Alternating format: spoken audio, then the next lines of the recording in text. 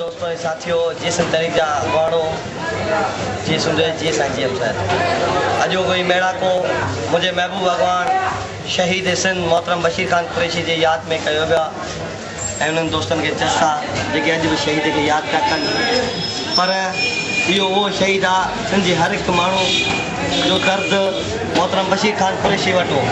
सिंध जे हर हिकु माण्हू जो जेको विसा हो उहो बशीर खान कुरैशी हो।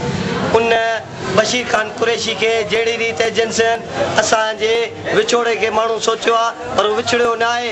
एजेंसियुनि वारनि खे असां ॿुधाइण था चाहियूं ऐं पाकिस्तान जी उन क़ुवतनि खे ॿुधाइण था चाहियूं त मोहतरम बशीर खान कुरैशी असांजे हर हिकु दिलि में आहे, हर हिकु घर में आहे, हर हिकु माउ, हर हिकु भेण, हर हिकु भाउ जे दिलि में आहे। छो जो इहो उहो महबूब अॻवान आहे जंहिं पंहिंजी चुमियुनि ज़रिए पंहिंजे हथ चुमे माण्हुनि जा पंहिंजा पंध पेर करे बशीर खान कुरैशी सिंधी माण्हुनि खे जीअण जो वसा ॾिनो ऐं आज़ादी तरफ़ वठी वियो। इहो उहो महबूब लीडर आहे जंहिं सिंध जी आज़ादी में यकीन रखंदे पंहिंजा 54 साल सिंध जी माण्हुनि लाइ अणपे छॾिया।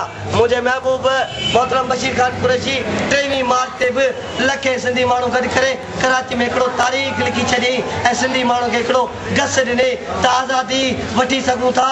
अदम तशदुद ज़रिए असां आज़ादी वठी चुको ऐं उहा आज़ादी 23 मार्च असां वठी चुका आहियूं ऐं हुनजी आज़ादी जारी रहंदी।